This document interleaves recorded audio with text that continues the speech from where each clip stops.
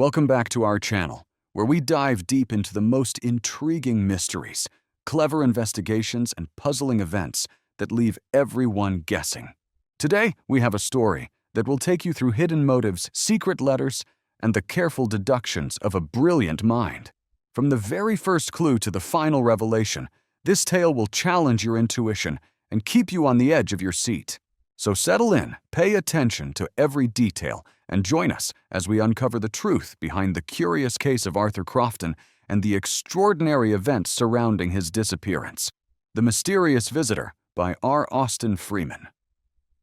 Thorndyke gazed at me with a reflective, almost nostalgic expression, remarking, "You have become a fully fledged medical practitioner with your own practice, Jardine. How quickly time passes.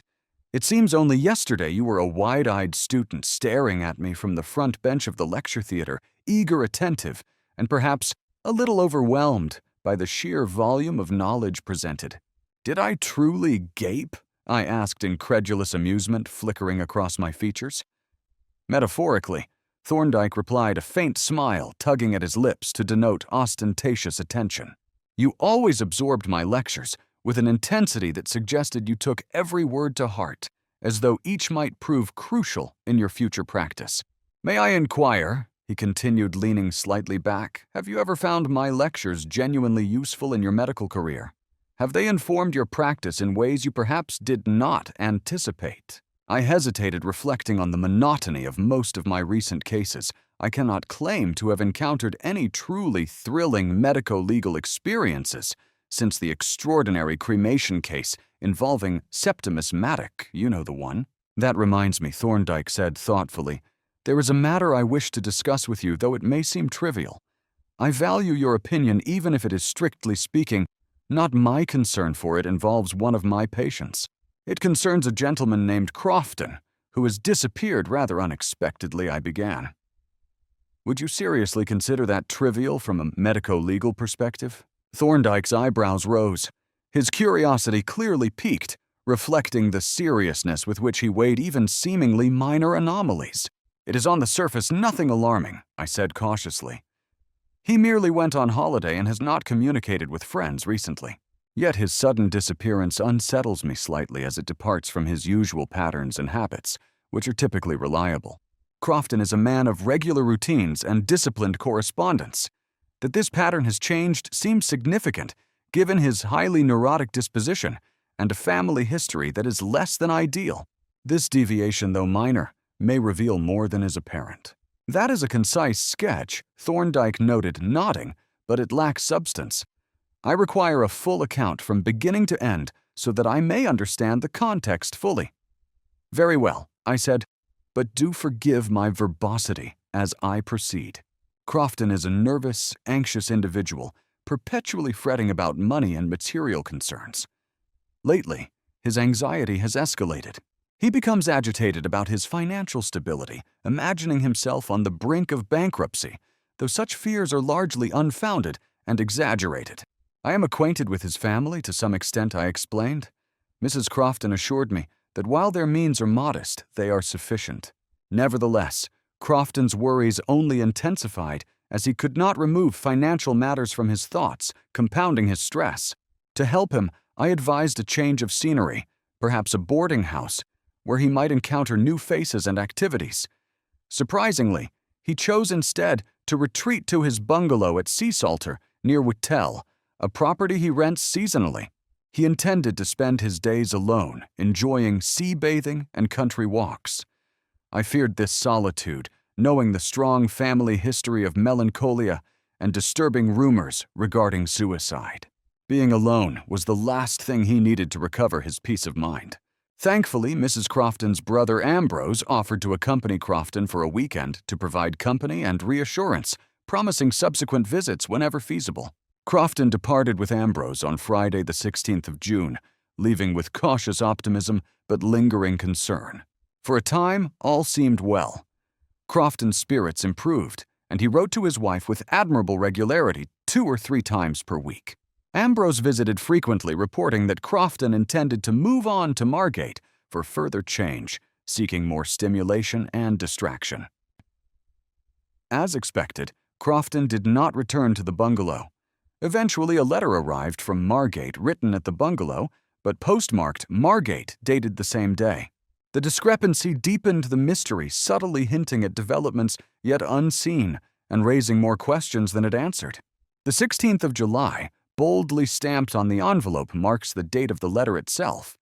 I have it with me, sent by Mrs. Crofton, who insisted I see it. Though I had not returned it, it contains little of immediate interest beyond the statement that Crofton intended to travel to Margate by the next available train, promising to write again once he had secured rooms. That brief communication, however, proved to be the final word from him. Crofton never wrote again, vanishing entirely from contact. Nothing is known of his movements between Sea Salter and Margate, leaving his sudden disappearance entirely mysterious and unsettling. I handed the letter to Thorndyke. He took it up, observing the postmark, closely turning it over in his hands, before placing it on the table for further inspection. "Have any inquiries been conducted?" he asked, his tone calm but penetrating. "Yes," I replied. "A photograph was sent to the Margate police, but the task is almost hopeless." July in Margate is a time of uncountable visitors.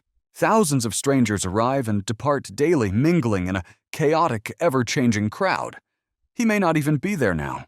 "The timing is most unfortunate," I added gravely. "A significant legacy has just become payable, and naturally Mrs. Crofton is desperate to inform him. The sum involved is roughly £30,000 of fortune that might have demanded immediate action." Was this legacy anticipated? Thorndyke inquired, his gaze steady and analytical. "No," I answered. The Croftons had no knowledge of Miss Schuyler's intentions, nor of her ill health. Curiously, they were unaware she had been suffering a malignant abdominal tumor, which left little hope of recovery in her final weeks. "When did she pass away?" Thorndyke asked, lifting his eyebrows. "On the 13th of July, I replied. "Only 3 days before the date of this letter." He pondered quietly. "Then, should Crofton fail to reappear, this letter stands as the only proof that he survived her, potentially carrying immense financial significance. It is not quite so crucial as it seems," I remarked. "Miss Schuyler's will states that if Crofton dies before the testator, the legacy passes to his wife. Nevertheless, we must hope he is alive. The uncertainty is deeply troubling." Thorndyke fell into contemplative silence for a few moments. "Do you know whether Crofton has executed a will?" he asked finally. "Yes, recently," I confirmed. "I witnessed it personally, reading it through carefully. Though full of legal phrasing, the meaning is simple. Nearly everything is left to his wife, itemized meticulously." "The solicitor Jobson handled it, I presume?" Thorndyke asked, leaning slightly forward. I nodded. "Indeed. He is also the executor and residuary legatee." Thorndyke resumed his meditative study of the letter, scrutinizing envelope flap and postmark, leaving no detail unexamined. Finally, he removed the letter itself, holding it up to the light, reading each line, with a meticulous eye, examining the handwriting with his lens. I observed quietly, partly amused, partly intrigued by his thorough, methodical approach. "Well," I asked with a grin, "have you squeezed every last detail from it?" Thorndyke replaced his lens and smiled faintly. "Indeed," he said. "Since this letter may be the sole proof of Crofton's survival, it must be secured carefully." "Have you verified that he did not return to the bungalow as stated?" "I don't think so," I said, hesitating. "You see, they have been waiting for him to write to indicate his movements. Yet no word has arrived, and unease grows steadily." Thorndyke leaned back, his thoughtful, his expression somber. "My dear Jardine," he began, "I am merely following your own line of thought. Here is a man with an inherited tendency toward melancholia and thoughts of self-destruction. He has disappeared suddenly without explanation. He left an empty house, promising to return later. That house, being the only known location associated with him, naturally demands careful examination for potential clues. Even if he never returned," Thorndyke continued, "the house might still conceal subtle signs, traces of his intentions or hints pointing to his current whereabouts." His words stirred a cautious idea in my mind. I recalled how he had discerned extraordinary meaning from ordinary facts in the Maddock case, and slowly the notion grew within me. I could go down myself, I said tentatively. Tomorrow is Saturday. I can arrange for a colleague to look after my practice. There's little business currently. Though I have no expectations, I could examine the bungalow personally in case any clues present themselves. To my surprise, Thorndyke's eyes brightened, an almost enthusiastic nod following. "Why not?" he said. "It's a weekend. We could make a small excursion, even stay at the bungalow, and spend the afternoon inspecting the property. You had better obtain a key from Mrs. Crofton, or if she has none written authority to enter. We may need access if the house is otherwise locked. Of course, we shall go alone." I felt a spark of excitement. Though uncertain what might be discovered, Thorndyke's manner suggested he had detected significance I could not yet perceive. The bungalow lay ahead, secluded and quiet. Walking from Whitehall, along the seawall, past a shipbuilder's yard and a slipway, where a brigantine was hauled for repairs, we approached. Other bungalows dotted the area, spaced well apart, their names painted faintly on the gates. That will probably be the one Thorndyke observed, indicating a small building enclosed by a wooden fence, accompanied by a modest bathing hut perched just above the high water mark. Its desolate, quiet appearance confirmed his opinion. When we reached the gate, the name Middlewick painted in faded letters settled the matter. "Next question," he said, frowning slightly. "How are we to enter?" "The gate is locked, and there is no bell. Shall we attempt to hammer at the fence?" I asked. "No," Thorndyke replied firmly. "The place is almost certainly empty. Any unnecessary noise will serve only to alert the neighborhood. We must climb over discreetly." We circled the enclosure.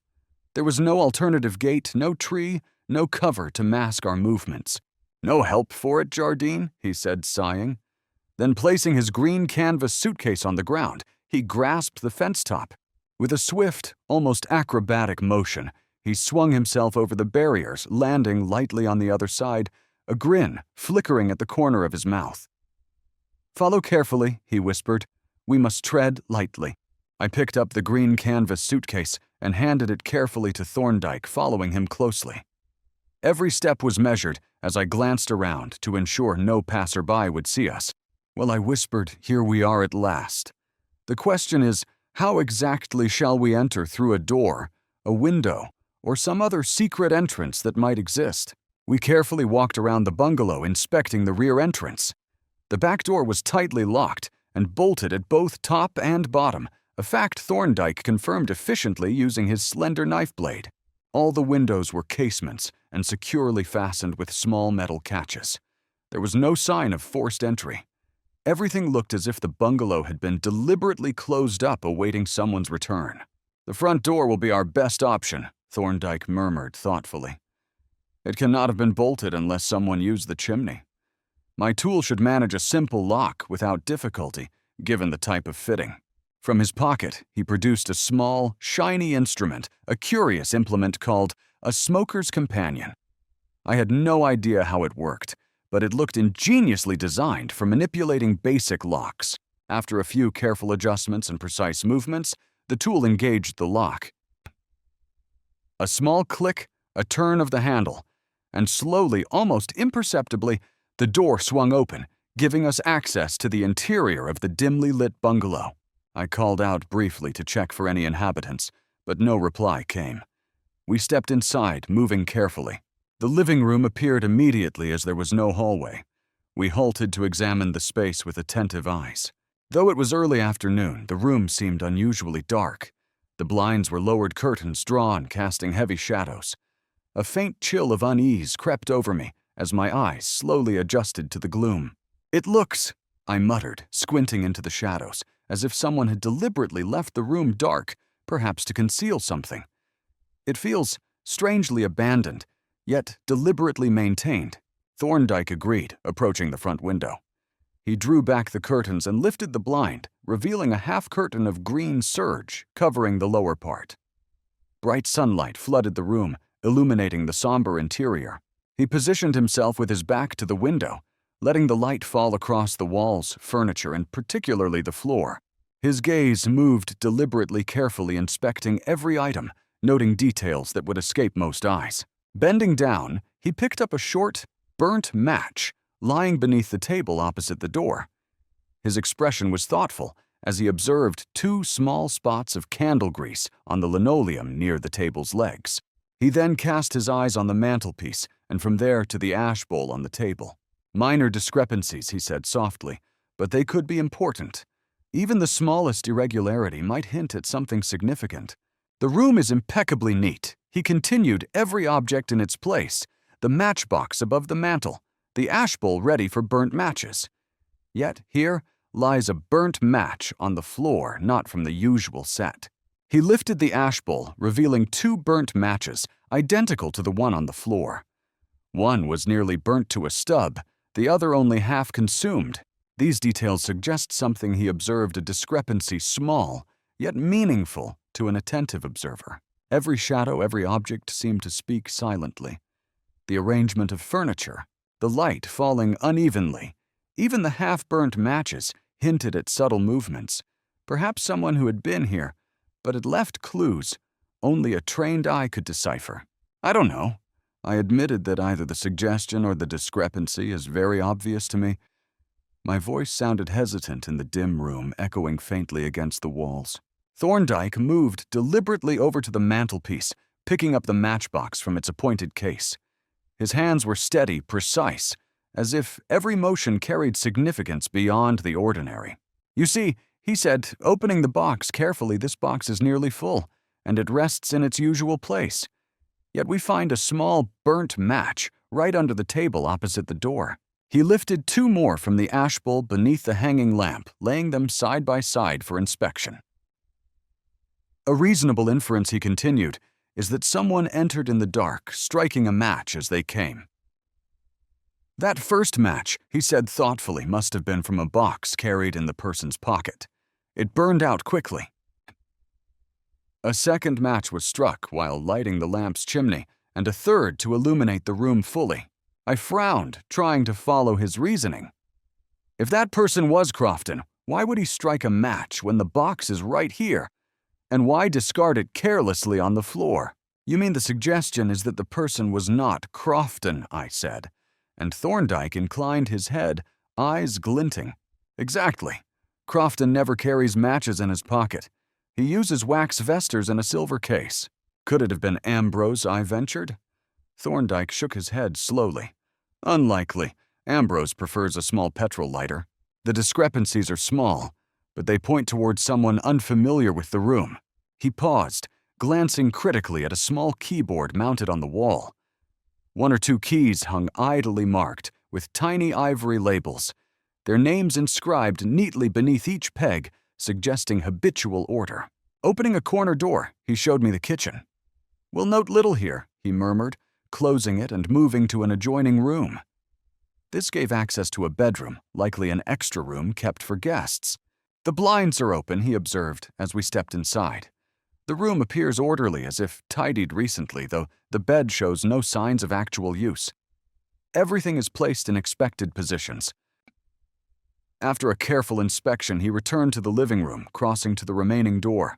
Opening it, we faced a nearly dark chamber, thick serge curtains blocking the sunlight. He drew back the curtains and raised the blinds. Now we see clearly. The bed is rough blanket outside the counterpane, suggesting recent disturbance. It's untidy, unlike the other room's meticulous arrangement. Thorndyke's gaze traveled to the bedside table.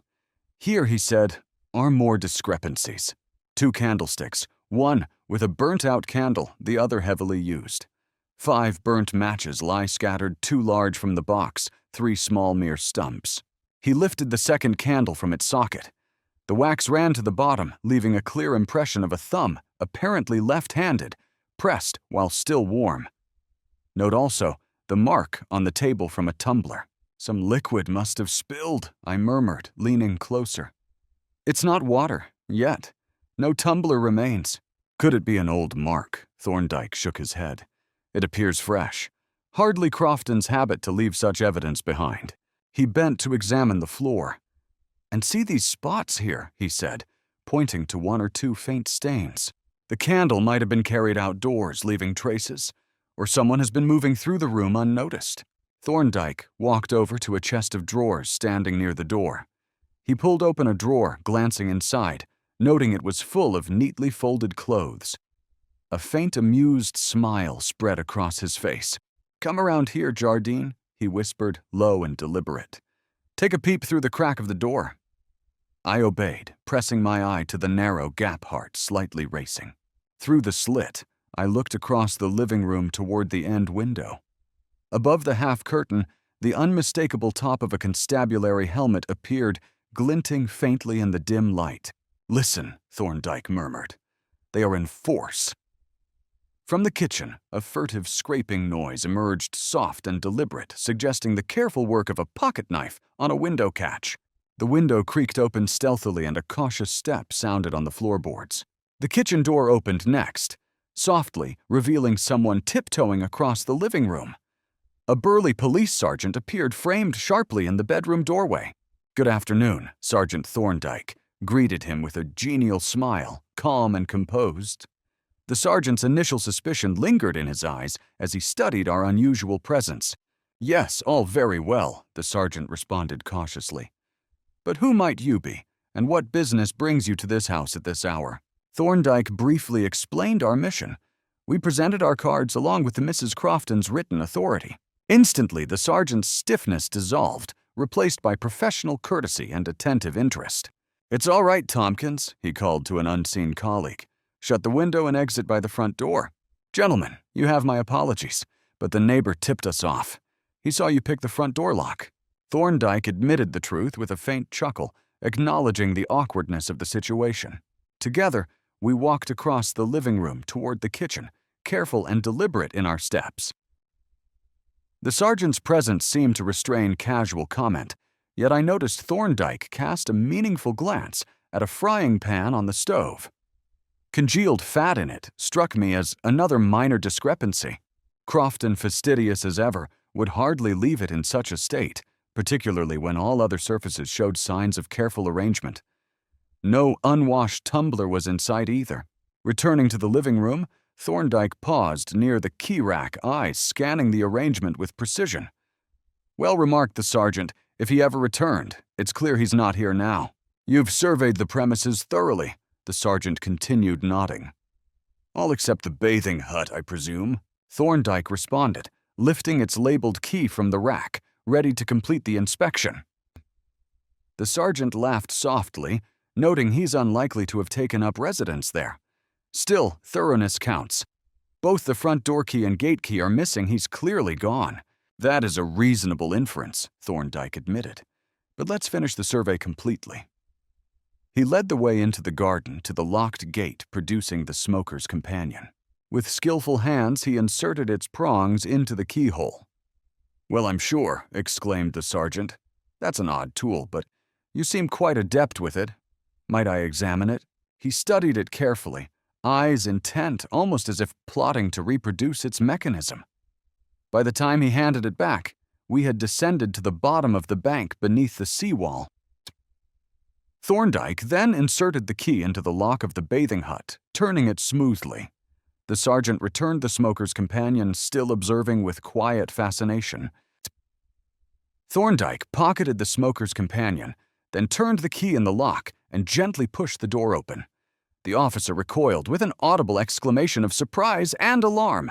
Inside the bathing hut revealed itself as a grim, stark chamber. It measured about 6 feet square, utterly bare, except for 1 or 2 pegs high on the walls. The single window was shuttered tightly. On the bare floor in the far corner, a man sat slumped, head bent forward, his posture rigid with stillness and finality. The man was undoubtedly Arthur Crofton. I could identify him with certainty despite the ghastly changes wrought by death and the time that had passed since his disappearance. "It seems he's been dead for more than a fortnight," I murmured, my voice low, trying to make sense of the scene. "He must have returned from Margate and done this." My eyes fell on a tumbler on the floor near the corpse's right hand.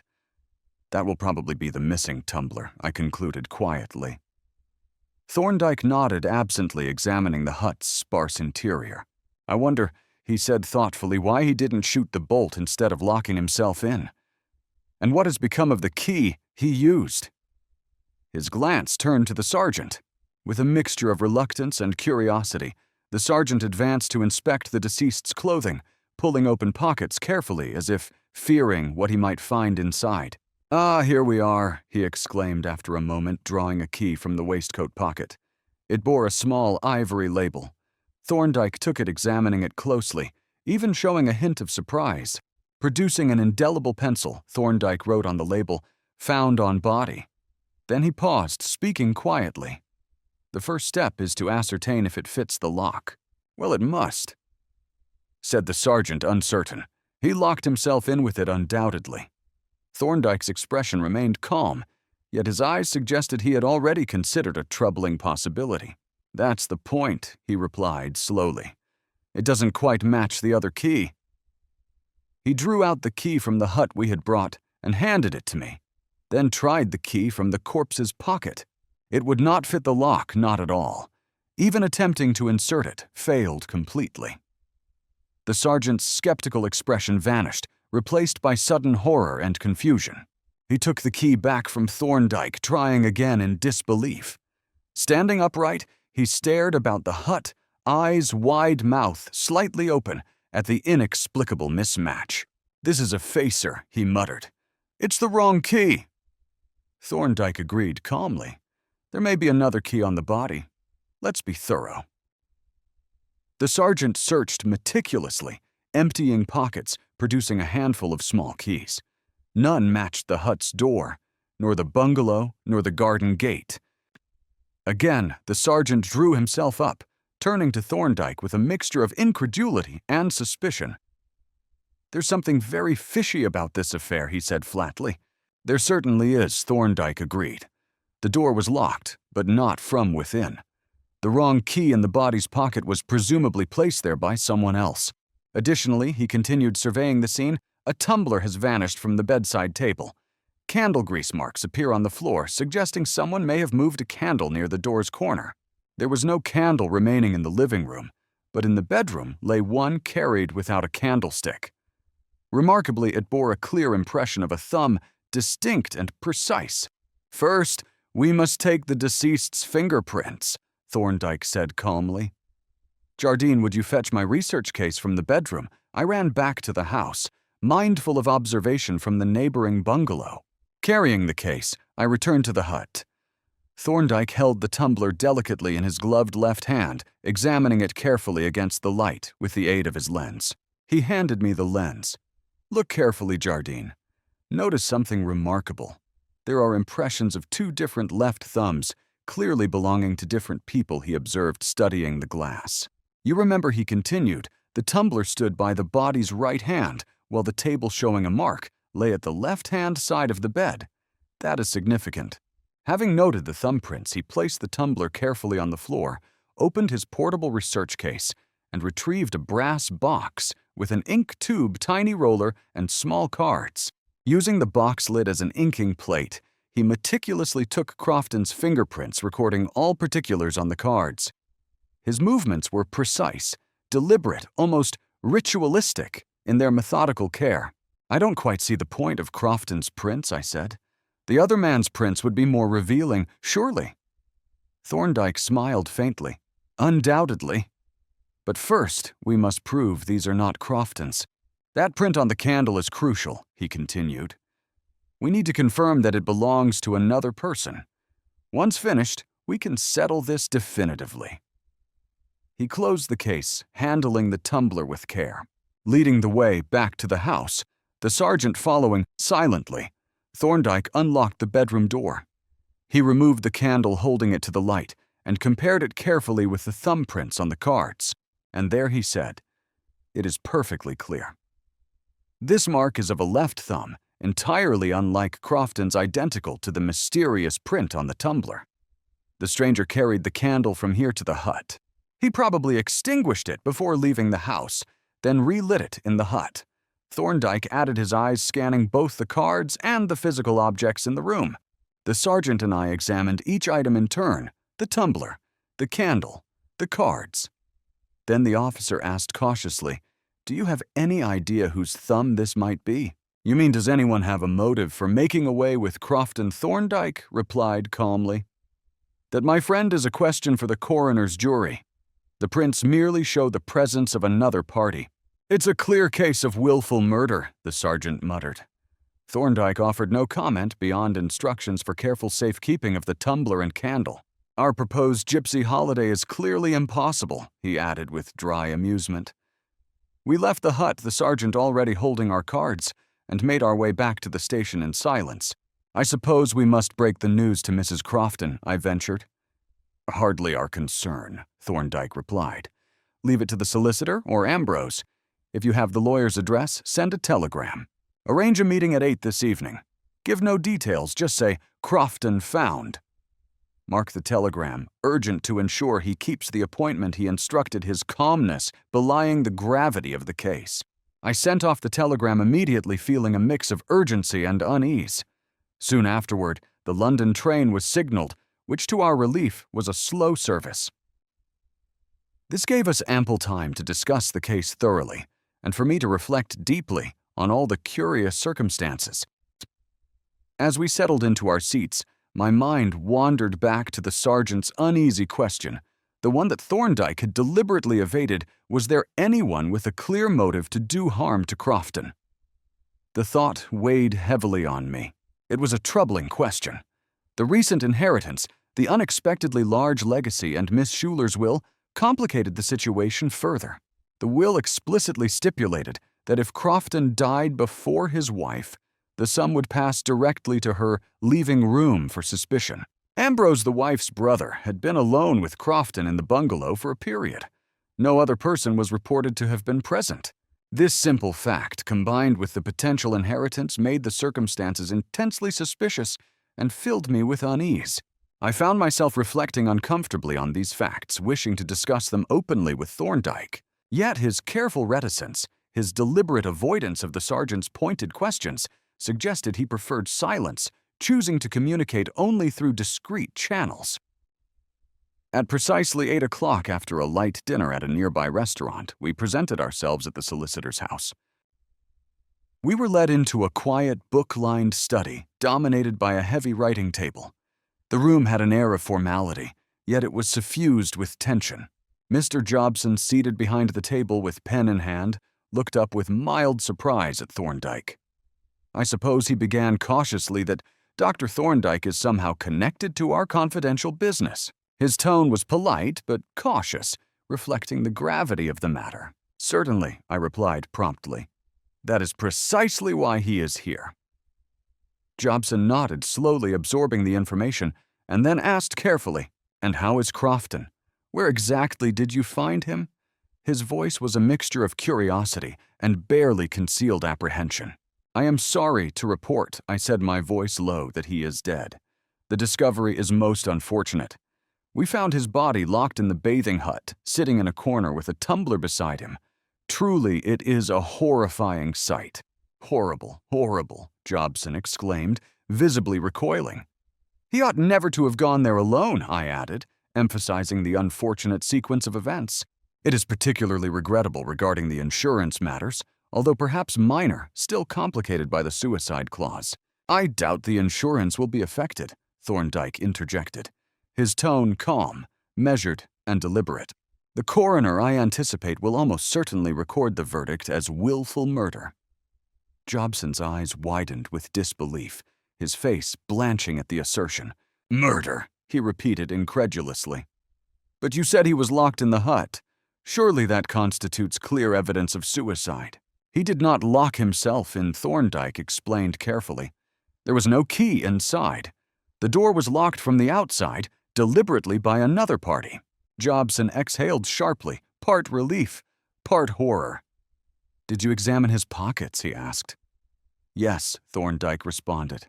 "We found a key labeled Bathing Hut, but it was not the correct key. It would not fit the lock in any way, shape, or form.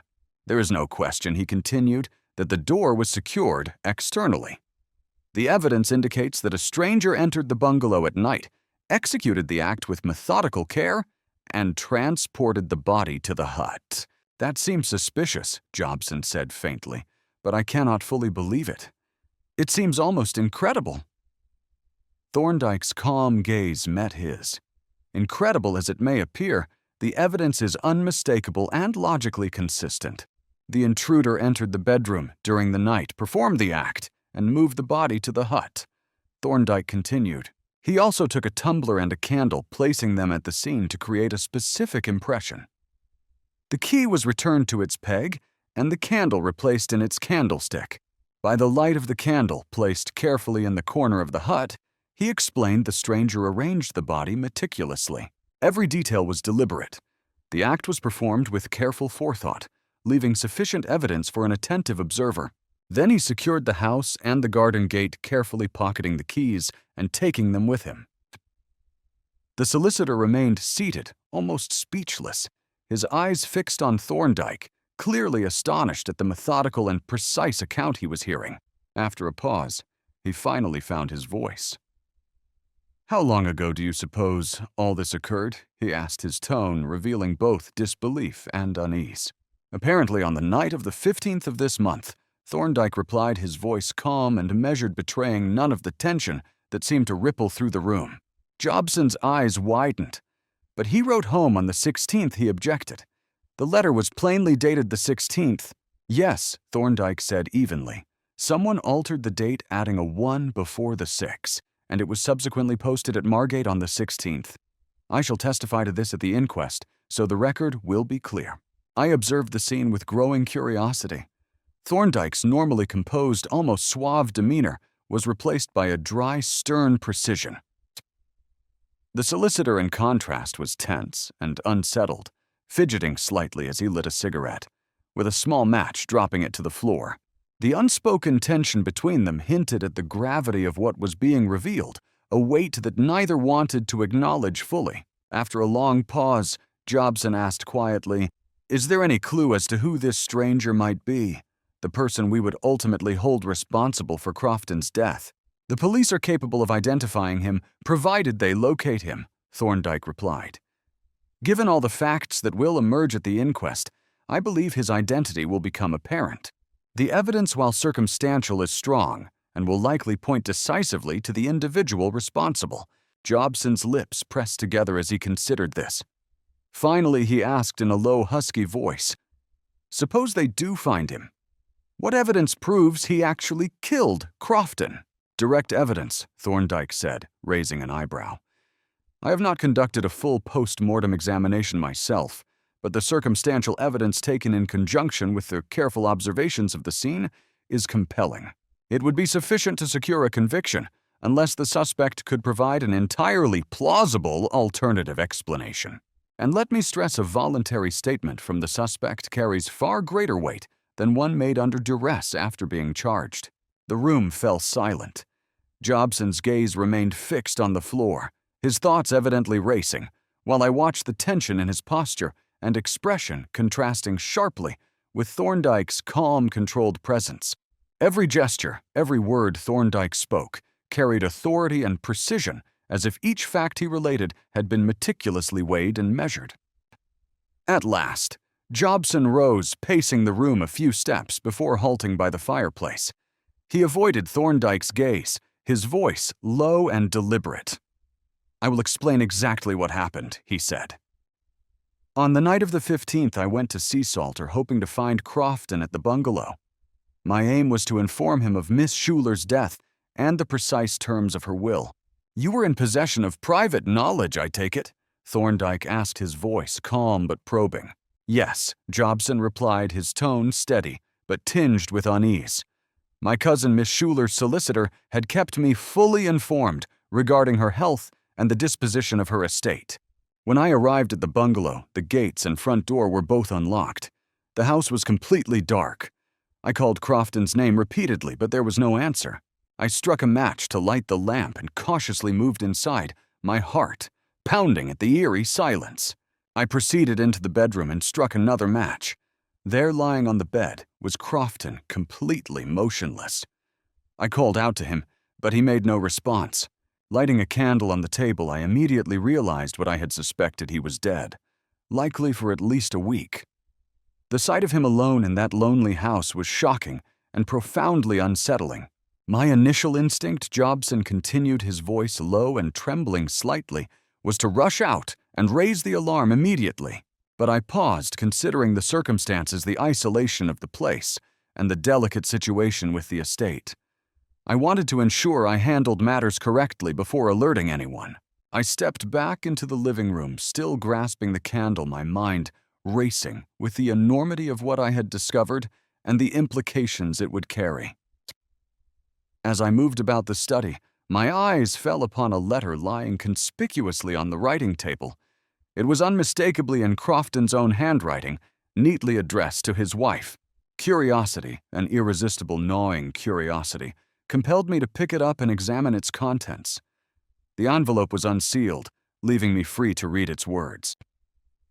The letter bore the date of the 6th, and plainly set out his plan. He intended to go to Margate for a time before returning to the bungalow.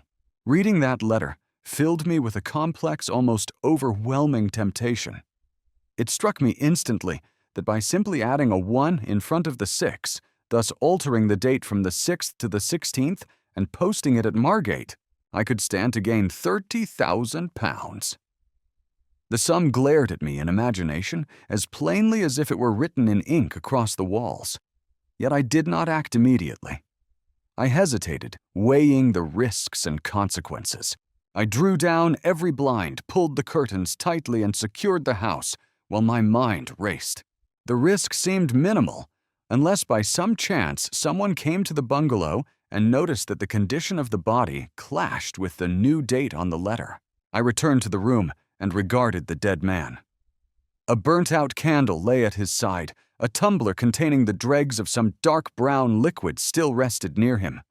The scene was unmistakable. He had evidently poisoned himself. It then occurred to me that if I could place the body and the tumbler somewhere unlikely to be discovered for a while, the discrepancy between the state of the corpse and the letter's date might go unnoticed for some time.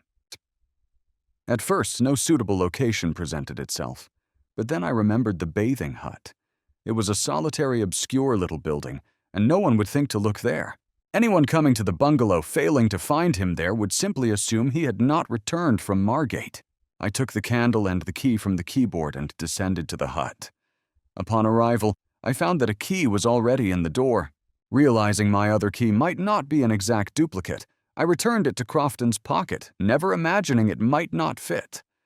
I ought, of course, to have tested it beforehand, but at the time the thought did not occur. From there, the rest of the night unfolded with grim precision.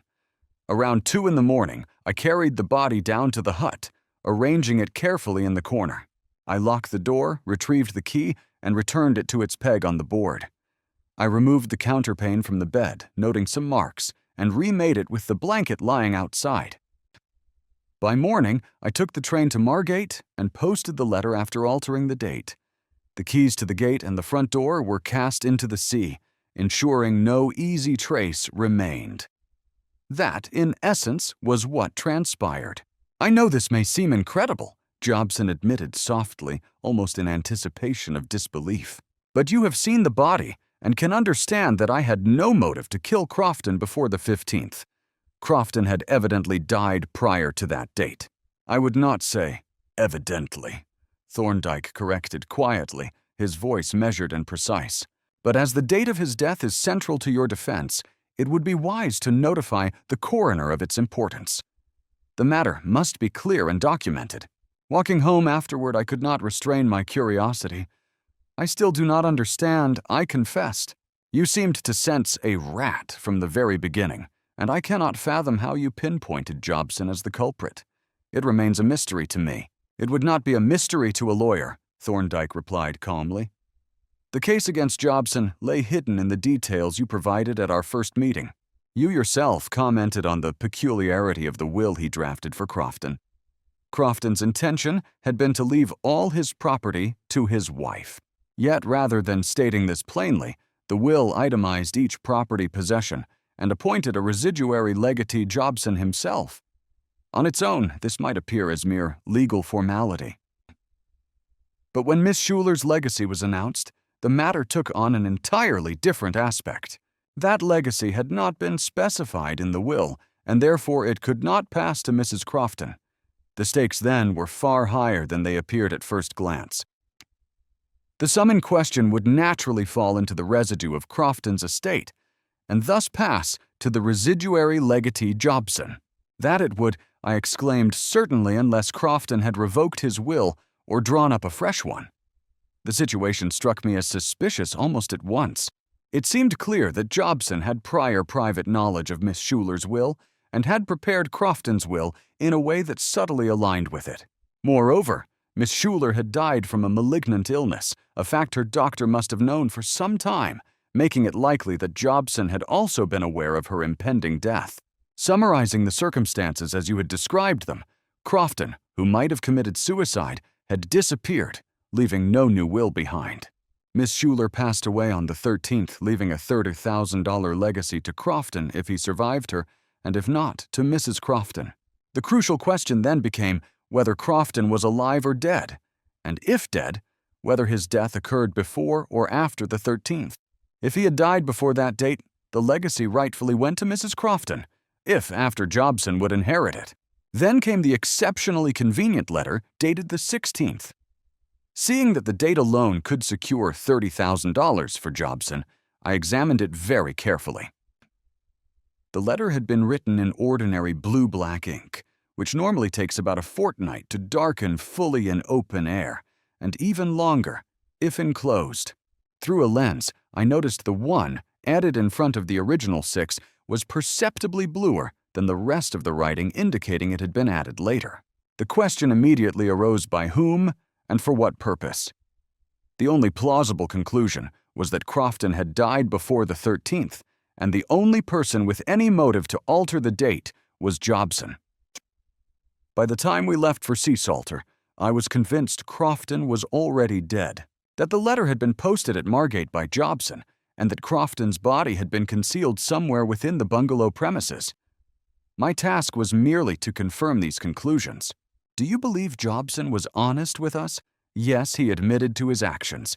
Yet I suspect he had deliberately intended to ensure Crofton could not make a fresh will before he could claim the legacy. Discovering Crofton's body must have been a bitter disappointment, but Jobson's handling of the situation revealed a certain cunning failing only by sheer chance.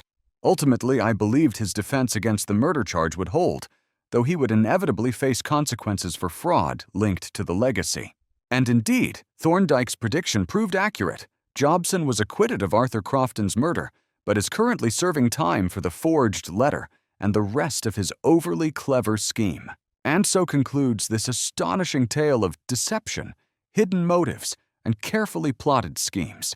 From the clever deductions of Thorndyke to the unexpected twists surrounding Crofton's disappearance, the case reminds us that truth often hides in the smallest details waiting to be uncovered. If you enjoyed following the investigation, uncovering the clues, and witnessing justice in action, don't forget to show your support. Hit that like button to let us know you loved the story.